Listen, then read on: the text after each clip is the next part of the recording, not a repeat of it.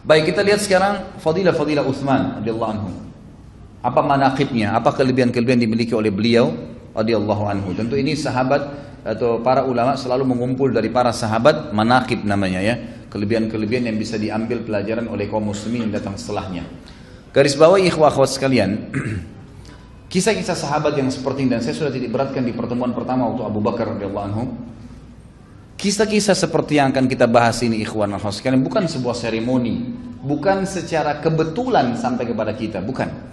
Bukan secara kebetulan si penulis buku menulis, kebetulan kita membahas pada kesempatan ini, kebetulan antum hadir dan dengar, bukan itu, bukan kebetulan. Tapi kata ulama, lebih peka kita memahami adalah Allah Azza wa Jalla menjaga kisah-kisah mereka dan disampaikan di kuping-kuping kita, makhluk-makhluk Allah yang beriman yang dikhususkan sehingga mendengar kisah-kisah mereka agar dicontohi, diciplak kehidupan mereka, diikutin, dan bukan mustahil kita mendapatkan jaminan surga bersama sahabat-sahabat yang mulia ini. Ditulis oleh atau penulis menyebutkan di sini poinnya adalah peran abadi dalam menyiapkan pasukan al-Ushrah atau perang Tabuk. Tabuk ini sebuah lokasi tentu sekarang masuk di kerajaan Saudi. Dulunya itu adalah tempat yang dikuasai oleh orang-orang Romawi, dan itu adalah benteng orang-orang Romawi yang berada di Jazirah Arab, termasuk besar. Dan di benteng itu terdapat kurang lebih 200 sampai 300 ribu pasukan Romawi. Nabi Muhammad SAW pada saat itu mengumandangkan jihad dan ingin mengekspansi Islam di luar daripada Hijaz, Mekah dan Madinah, gitu kan? Mau coba lebih jauh ke perang Tabuk. Maka Nabi SAW pun membentuk pasukan.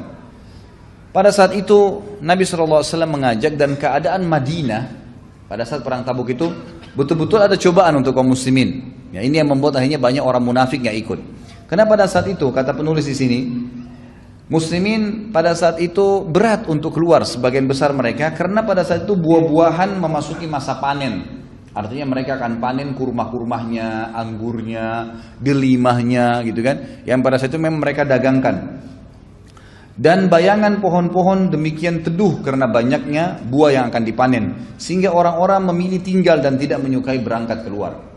Kecuali yang memang Allah Subhanahu wa ta'ala berikan petunjuk pada saat itu, dan akhirnya mereka keluar. Dan seluruh sahabat yang tulus kepada Nabi SAW akhirnya menerima perintah Nabi SAW, dan mereka berlomba-lomba berinfak, dan yang tinggal di Madinah hanya orang-orang munafikin.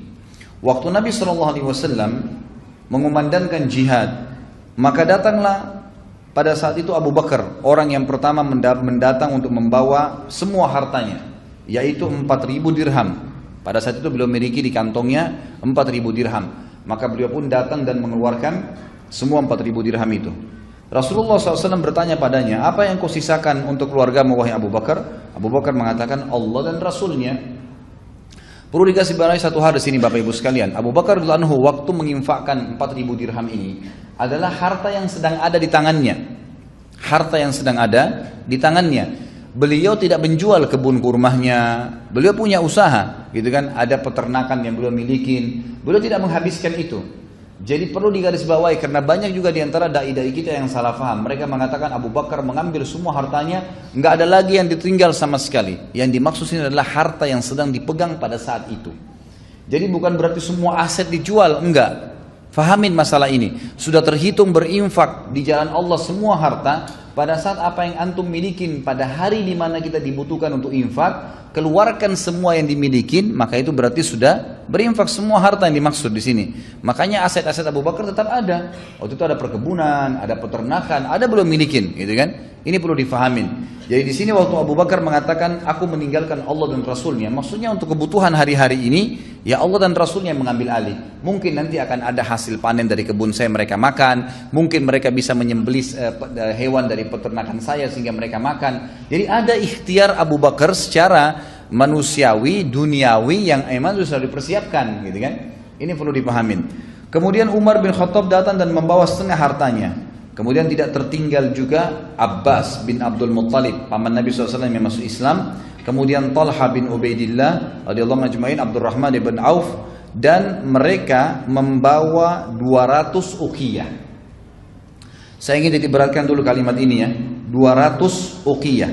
Perlu kita tahu, kita mau tahu nih seberapa besar sih infaknya sahabat? Seperti kita kan selama ini 1.000, 10.000 rupiah, berputar di 100.000 rupiah. Perhatikan bagaimana infaknya para sahabat, ikhwan dan akhwat sekalian. Makanya pada saat kita merenungi nanti saya akan sebutkan dan kita pertemukan dengan rupiah kita, itu sesuatu yang tidak masuk di akal. Subhanallah, infak mereka ini luar biasa. Sangat pantas waktu Nabi SAW mengatakan, la tasubbu ashabi, jangan pernah caci maki sahabatku, kata Nabi SAW. Lau anna ahadum minkum anfaqa mithlu Uhudin dzaban ma balaga muddi ahadihim. Kalau seandainya kalian ini semua berinfak seperti gunung Uhud, emas semua, belum bisa mendapatkan satu mud, satu genggaman infak mereka. Kok bisa? Seperti apa memahaminya? Perhatikan. Sahabat datang membawa dua, di antara sahabat yang disebutkan Abbas, Talha, Abdurrahman bin Auf. Mereka datang membawa, itu juga dengan Sa'ad bin Ubadah, Muhammad bin Maslamah, Asim bin Adi. Mohon maaf, sampai di sini, sampai Muhammad bin Maslamah membawa 200 uqiyah. Satu uqiyah ini nilainya sama dengan kurang lebih 119 gram perak. Sama dengan 119 gram perak. Kalau kita lihat di sini mereka membawa 200 uqiyah. Kalau 200 itu ya dikali dengan 119, karena satu uqiyah 119 gram perak. Jadi kalau 200 uqiyah berarti kita kalikan 200 uqiyah dikali 119 gram perak, itu keluarnya kurang lebih 23.800 gram perak ya. Ini kalau kita kali, tentu sekarang perak harganya jauh dengan emas. Tapi kalau di zaman Nabi SAW, perak sama emas sangat dekat harganya. Dari sisi lain, cara hitungannya juga adalah 5 uqiyah. Jadi tadi kan 200 uqiyah. 5 uqiyah itu sama dengan 595 gram perak. Jadi kalau antum pernah belajar bab zakat, kalau zakat itu nisabnya 85 gram emas atau 595 gram perak, gitu kan? Nah, 595 gram perak ini untuk nisab zakat sama dengan 5 uqiyah. Sama dengan 5 uqiyah. Kadar kalau kita lihat di sini ya, 5 uqiyah itu sama dengan 85 gram emas. 595 gram perak sama dengan 85 gram emas. Kalau kita kali di sini 200 uqiyah, itu kurang lebih keluarnya dalam emas 3.400 gram emas. Kalau kita kali dengan 500.000 sekarang harga emas misalnya, itu kurang lebih uangnya 1,7 miliar. Infaknya sahabat ini membawa 200 uqiyah perak itu, 200 uqiyah itu sama dengan 1,7 M sekarang. Ada nggak orang begitu jihad infak begini? 100 juta aja syukur, gitu kan? Tapi ini infak mereka yang mereka tunjukkan. Baik, ini bertahap ya. Ini sahabat-sahabat yang infak pada saat itu. Utsman akan datang lebih daripada itu. Perhatikan baik-baik di sini. Kemudian dikatakan datang lagi sahabat yang lain bernama Asim bin Adi radhiyallahu anhu. Beliau menyerahkan 90 wasak kurma. 90 wasak kurma.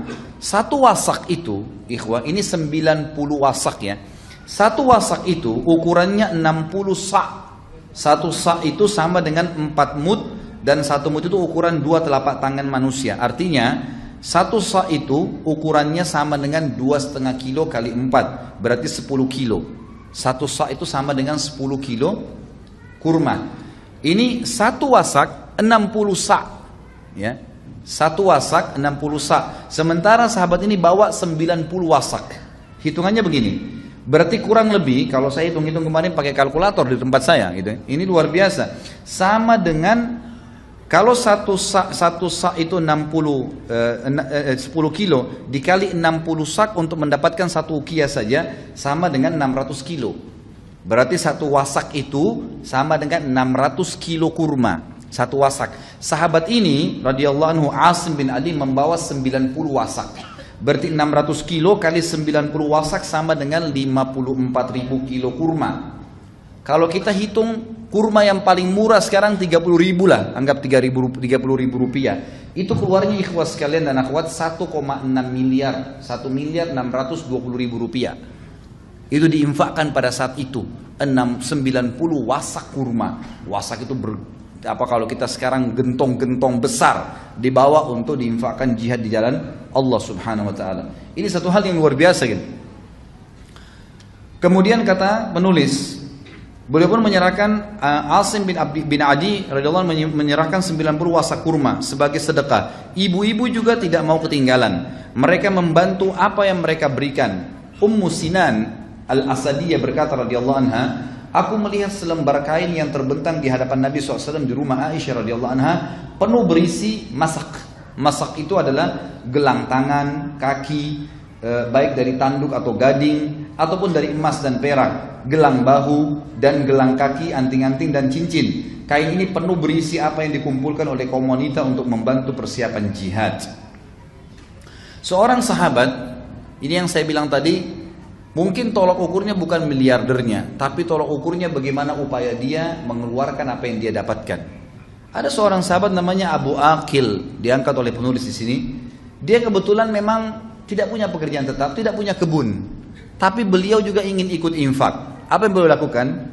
Beliau rupanya pergi ke salah satu muslimin yang dulunya orang-orang itu punya tandon air, kemudian diisi dengan air diambil dari sumur, cukup jauh.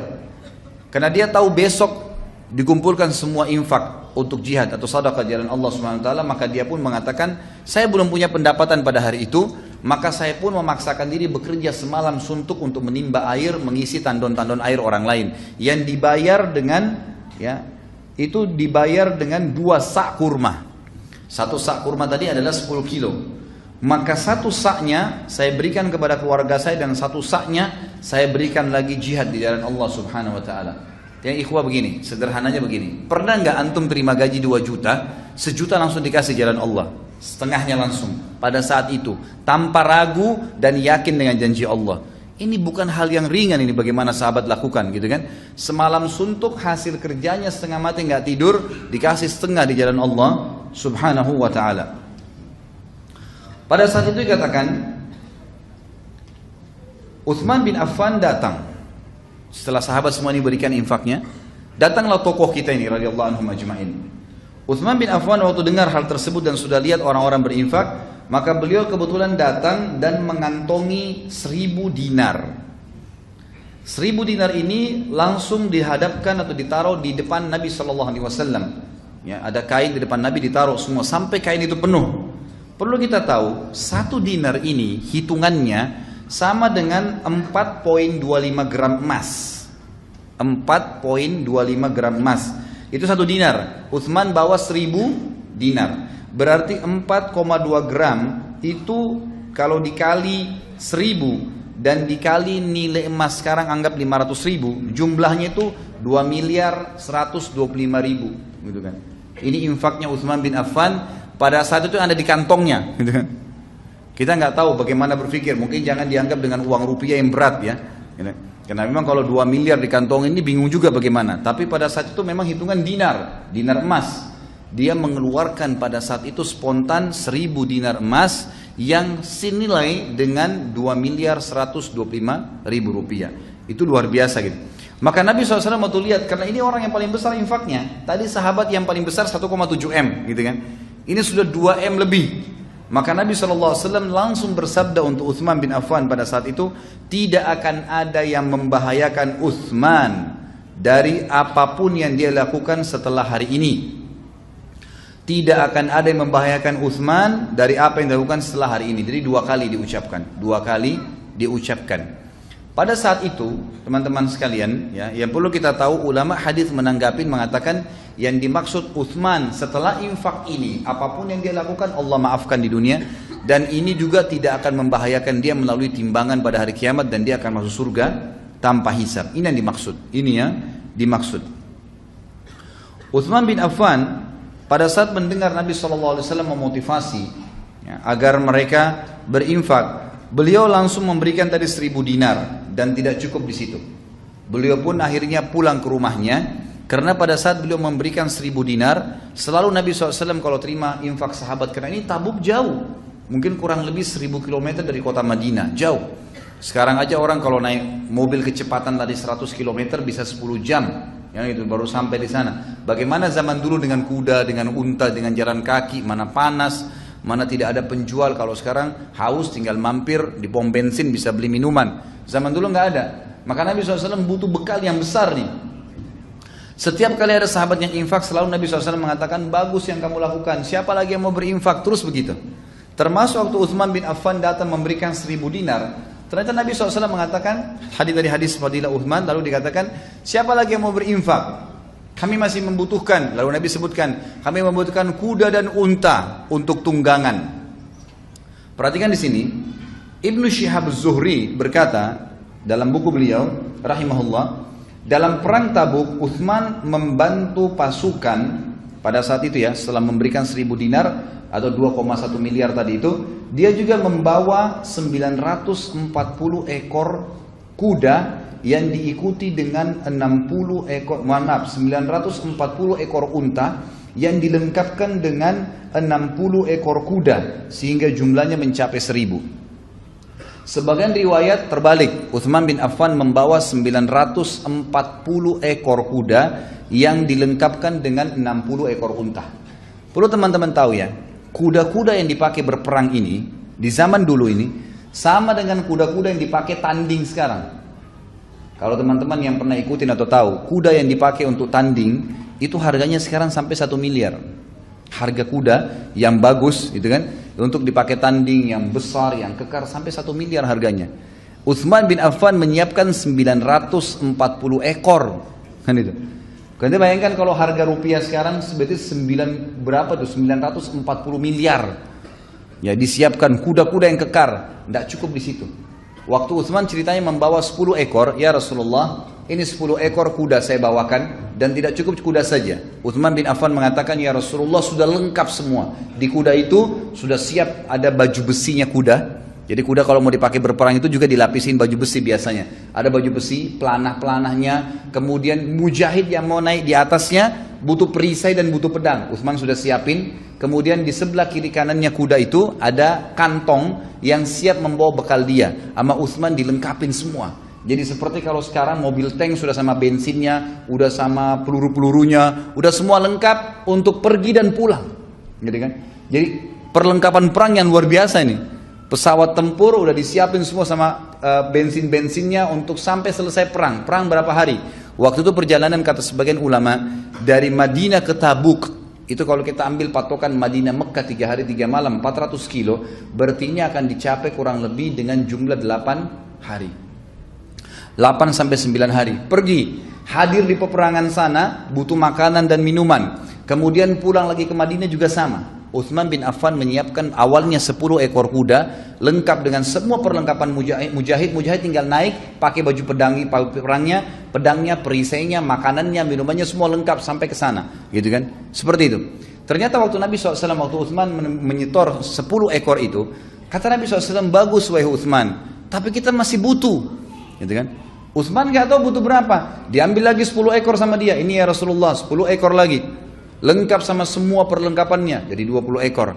Kata Nabi SAW, baik wahai Utsman, siapa lagi yang mau berinfak? Sahabat yang lain sudah pada diam nih.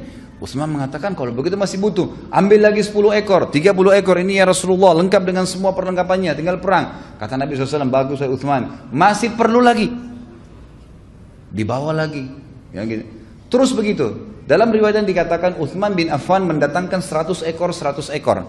100 ekor kuda, ini sama lengkap semua, gitu kan? Selesai Nabi bilang masih perlu, bawa lagi 100 ekor, masih perlu 100 ekor lagi, terus sampai mencapai 940 ekor. Dan Utsman berkata, ya Rasulullah, kuda saya sudah habis, ini semua kuda yang saya milikin, 940 ekor semua. Tapi kalau anda masih butuh ya Rasulullah, saya akan lengkapkan menjadi 1000 dengan 60 ekor unta, gitu kan? Dan unta ini juga yang dipakai berperang bukan unta sembarangan, bukan unta yang biasa diternak, gitu kan? Emang unta perang itu dilatih, kuat lari, lebih tahan. Seperti kita tahu lah, mungkin prajurit beda kalau orang-orang yang seperti kita ini dengan prajurit memang yang sudah dilatih untuk perang, gitu kan? Tiap hari olahraga, tiap angkat senjata, lari di pagi malam hari, mungkin sudah terbiasa. Seperti juga hewan-hewannya, gitu kan? Jadi ini juga hewan-hewan pilihan. Maka Utsman bin Affan melengkapkan 1000 ekor. Dan unta-unta yang seperti ini bisa mencapai harganya 10.000 real, 15.000 real, yang bagus nih. Kalau sekarang ya 40-50 juta satu ekor. Itu diantaranya. Maka Utsman bin Affan menyiapkan tersebut. Hudzaifah radhiyallahu anhu berkata, Utsman datang kepada Rasulullah SAW pada saat beliau menyiapkan pasukan Tabuk membawa 10.000 dinar, ya. Dan dia membeberkan di hadapan Nabi SAW, dan Nabi SAW membolak-balikkan dengan tangannya sambil bersabda. Perhatikan di sini. Jadi Utsman bin Affan sudah mengeluarkan pertama 1.000 dinar. Tadi 2,1 miliar. Kemudian Utsman datang membawa 1.000 ekor kuda dan unta. Hudzaifah menyampaikan, setelah itu, setelah dikasih pun 1.000 ekor, Nabi SAW masih mengatakan kami masih perlu. Utsman pulang lagi ke rumahnya, kata Hudzaifah, membawa lagi 10.000 dinar. Perhatikan tadi kalau 1.000 dinar nilainya 2,1 miliar. Ini 10.000 berarti berapa? 21 M. Ini sudah diinfak tadi yang 1.000 dinar sudah. Kemudian membawa lagi 1.000 ekor, tadi 940 ekor kuda, yang 60-nya unta. Masih butuh lagi, Utsman pulang ke rumahnya bawa lagi 10.000 dinar. Berarti 10 kali lipat dari infak pertama yang 1.000 dinar. Kalau tadi 2,1 M, ini berarti 21 miliar. Dibawa lagi oleh Utsman bin Affan. Lalu dia membeberkan di hadapan Nabi SAW. Kata Rasulullah SAW untuk membolak-balikan harta tersebut seperti tidak percaya jumlahnya begitu banyak. Kata beliau, fadilah yang lain nih. Ghafarallahu laka ya Utsman, ma asrarta wa ma alanta, wa ma huwa kainun ila yaumil qiyamah. Semoga Allah mengampunimu wahai Utsman, apa yang engkau rahasiakan dan apa yang engkau tampakkan. Semua yang kau lakukan Utsman mulai sekarang, kalau salah, kau sembunyikan atau kau terang-terangin, tetap Allah akan ampuni kamu. Dan apapun yang terjadi pada hari kiamat tidak akan membahayakanmu. Bagaimana bisa nih infak yang luar biasa? Ya, di jalan Allah Subhanahu wa taala. Bayangkan infaknya ya, tidak main-main nih. Kemudian Abdurrahman bin Auf berkata, Rasulullah SAW waktu itu melihat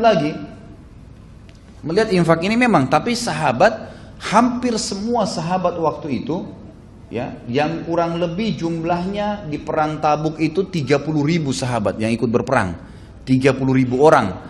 Ini berarti butuh, kalau masing-masing butuh satu kuda, butuh 30.000 ekor kuda. Kalau nggak ada kudanya gitu kan, belum makanan, belum minuman, berarti butuh persiapan yang luar biasa. Ternyata belum cukup nih. Apa kata Nabi SAW? Bagus wahai Utsman, siapa lagi yang mau berinfak? Nabi SAW masih nanya, ternyata masih kurang. Apa yang terjadi? Cukupkah sampai situ? Utsman bin Affan pulang lagi ke rumahnya. Abdurrahman bin Auf berkata, aku melihat Rasulullah SAW ketika Utsman datang yang kesekian kalinya kepada beliau pada saat persiapan perang Tabuk dengan membawa 700 uqiyah emas. Ini infak yang keempat.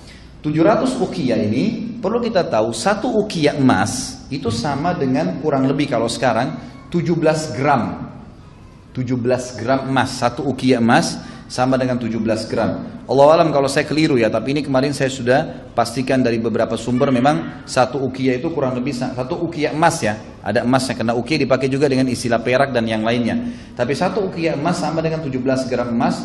Kalau dikali 700 uqiyah yang Utsman bawa, itu berarti sama dengan 11.900 gram emas. Kalau dikali dengan 500.000 rupiah sekarang, nilai emas, itu nilainya 5.950.000. Ini baru berapa banyak yang Utsman sudah infakkan nih, gitu kan?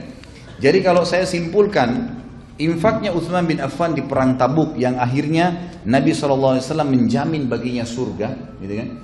Itu adalah kurang lebih mencapai 1.000 dinar pertama, 2.125.000, kemudian ada 10.000 dinar yang kedua, itu berarti 21.250.000, itu berarti sudah ya 21 tambah 2 ini 23 sekian miliar. Kemudian 700 uqiyah emas sama dengan 5.900.000 sekian ya. Itu kemudian itu sudah melampaui jumlah ya. Jadi tadi ini sudah kurang lebih mencapai hampir 30 miliar. Kemudian kuda dan unta yang sudah lengkap. Kalau kuda dan unta yang sudah lengkap ini kita nilai susah sekali ya.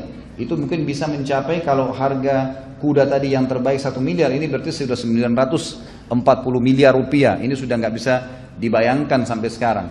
Dan beliau mengatakan, penulis, infak Utsman bin Affan ini ternyata berlandaskan dengan hadis Nabi SAW yang diriwayatkan Imam Bukhari nomor 2778, dan juga yang masyhur ya, dinukil, atau ini maaf, hadis ini secara muallak oleh Imam Bukhari dan disahihkan. Kata Nabi SAW, afdalus sadaqat zillu fustatin fi sabilillah, au manihatu khadimin fi sabilillah, au turuqatu fahlin fi sabilillah. Sebaik-baik sedekah ya, yang dikeluarkan adalah naungan sebuah tenda di jalan Allah. Kata para ulama di sini, Utsman bin Affan pada saat menyiapkan unta dan kuda tadi itu, berikut ada tendahnya ya. Berikut sudah cukup untuk menaungi satu orang. Atau pemberian seorang pelayan di jalan Allah. Ya, seperti kasus Ummu Hani radhiyallahu anha menghadiahkan Anas bin Malik, anaknya, kepada Nabi SAW. Dihadiahkan untuk menjadi pembantu Nabi SAW. Atau memang menyiapkan ya pegawai-pegawai atau pasukan perang yang akhirnya bergabung dengan pasukan mujahidin, itu termasuk yang paling afdal. Atau menyiapkan tunggangan unta jantan di jalan Allah Subhanahu wa ta'ala. Jadi ini peran Utsman bin Affan yang tidak terlupakan dalam sejarah radhiyallahu anhu, tentang infak yang sudah mencapai ya ratusan miliar rupiah kalau kita sekarang. Jadi yang sama sekali Utsman bin Affan tidak mengharapkan balasan dari situ.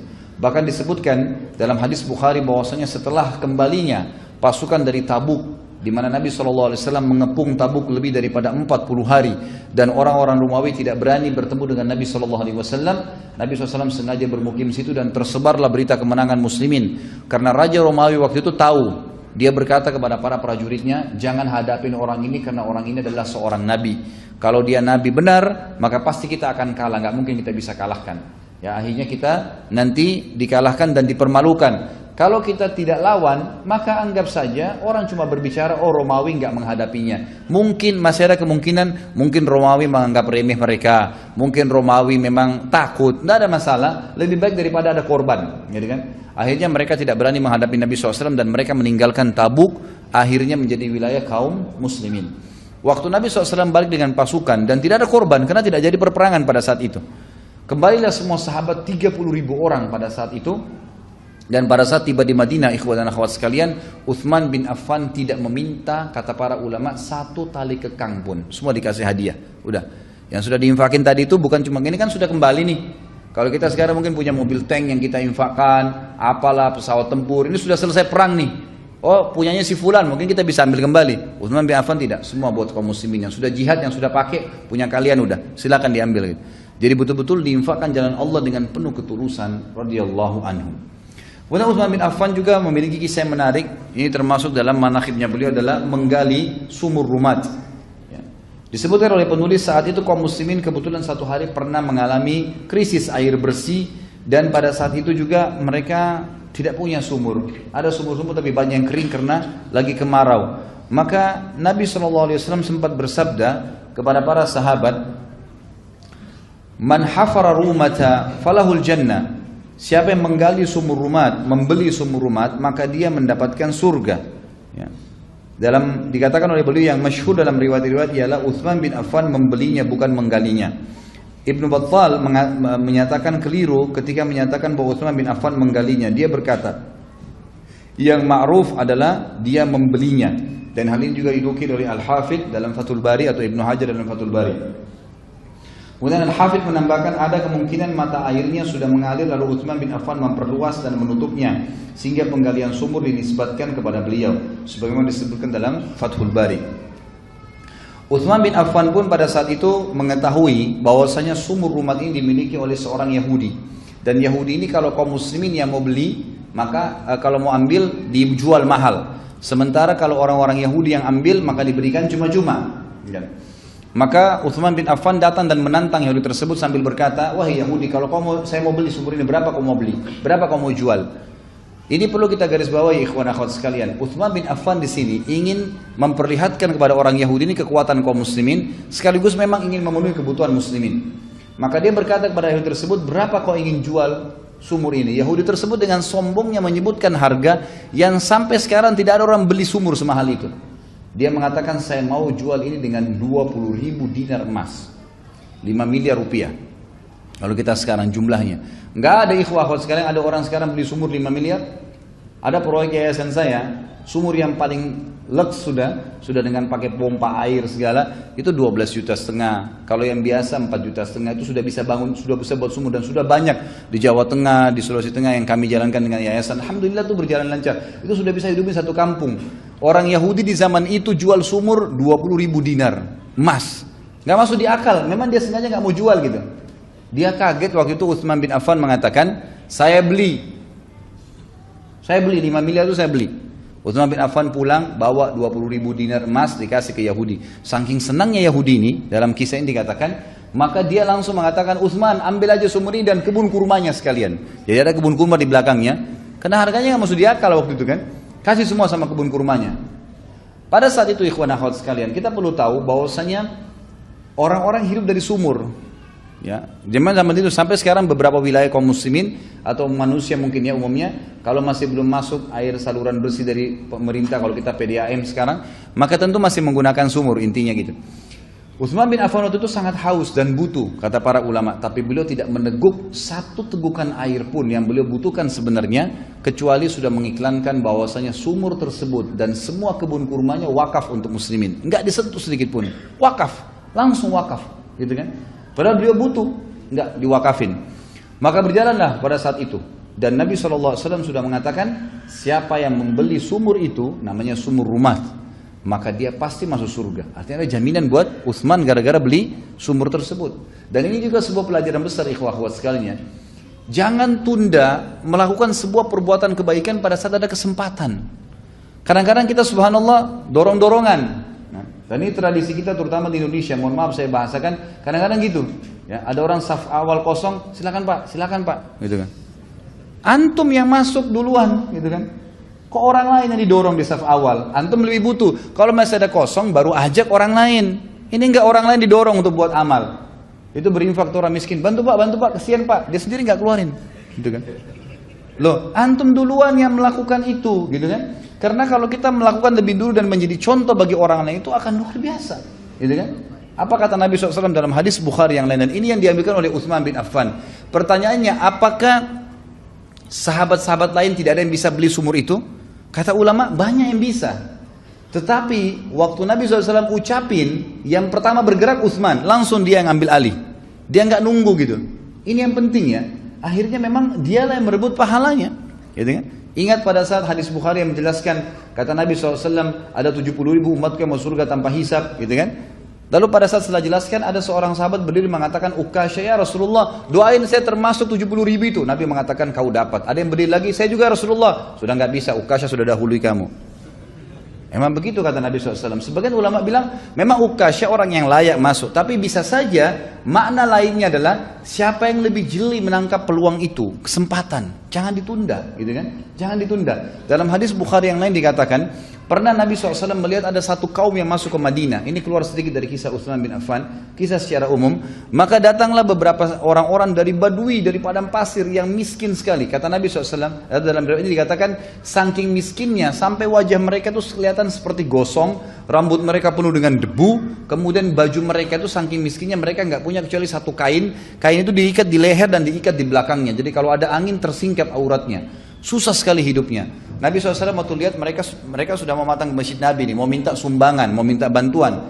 Lalu Nabi SAW naik di atas mimbar lalu mengumpulkan muslimin lalu berkata, wahai muslimin, berinfaklah sebelum datang hari di mana tidak ada manfaat lagi harta kalian, sebelum kalian menyesal. Ya berinfaklah dimotivasi oleh Nabi SAW. Terus begitu, apa yang Allah janjikan pasti benar, gitu kan? Dan berinfaklah walaupun bisyikit tamar, walaupun dengan satu buah kurma. Ya kata sebagian ulama hadis adalah kalau kalian punya kurma cuma satu butir di rumah, potong dua, setengahnya kasih fakir miskin, setengahnya kamu makan, gitu kan?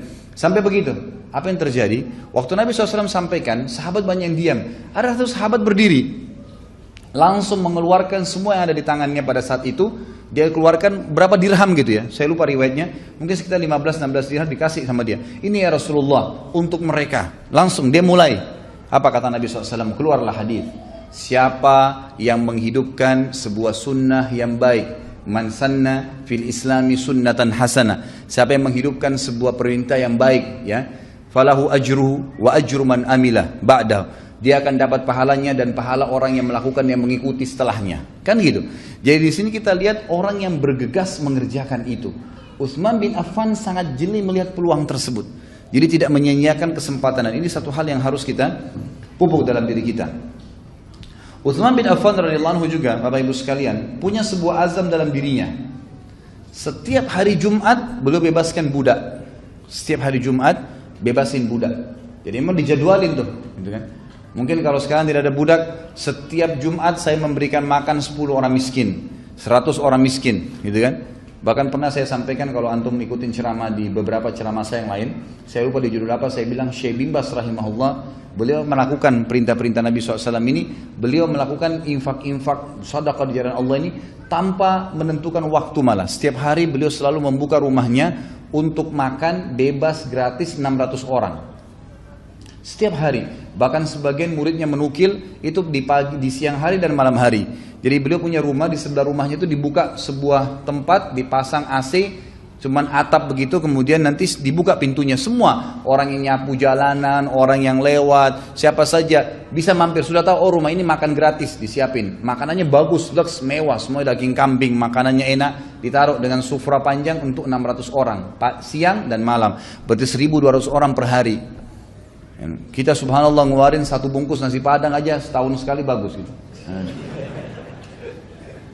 Semestinya sering saya bilang, dan saya coba bilang sama istri saya, sama anak-anak saya, ingat, kalau kita sedang merasakan sebuah nikmat dan mau Allah langsung jaga nikmat itu, lakukan coba ini. Saya bilang sama mereka, misal kita lagi makan, kalau ikhwah akhwat mau terapkan juga satu hal yang positif. Kita lagi makan di rumah makan misalnya, anggap rumah makan Padang tadi kita makan misalnya. Kemudian kita makan enak, nyaman, bayar 200.000 untuk keluarga. Pernah gak antum berpikir agar nikmat itu bertambah dan antum langsung syukuri? Keluarkan nilai yang sama, beli nilai yang sama, dengan makanan yang sama tadi nikmatnya, keluar dari rumah makan kasih kepada fakir miskin. Maka itu satu perbuatan yang luar biasa, langsung mensyukuri nikmat Allah pada saat itu, dan itu akan mempertahankan nikmat tersebut karena kita langsung syukurin. Kan gitu. Jadi bersyukur itu bisa dengan ucapan lisan dan juga aplikasi lapangan. Ini yang harus kita ketahui. Disebutkan dalam kisah di sini oleh beliau, disebutkan kedermawan Utsman bin Affan radhiyallahu anhu tidak hanya sebatas menyiapkan pasukan Tabuk semata, tapi sebatas menggali sumur atau membeli sumur rumat. Lebih dari itu, Utsman bin Affan selalu dan senantiasa membantu setiap muslim yang berada dalam kesulitan, menolongnya, meringankan bebannya, dan membantunya dalam kekurangan dan kemiskinan. Utsman bin Affan adalah menetapkan perjanjian atas dirinya, dan dia tidak menyelisihinya selama dia hidup. Selalu, setiap Jumat, dia memerdekakan seorang hamba sahaya. Dia membeli seorang hamba sahaya tersebut dari majikannya dengan harga berapapun, lalu dia memerdekakannya tanpa menawarnya. Jadi khusus ini ya. Jadi beliau betul-betul beli, bebaskan budak, berapa dibilang langsung dibayar, tidak ditawar sama dia. Karena dia tahu ini adalah di jalan Allah subhanahu wa ta'ala. Kata beliau, ini semua demi mendapatkan nikmat melihat wajahnya Allah Tuhannya yang maha tinggi.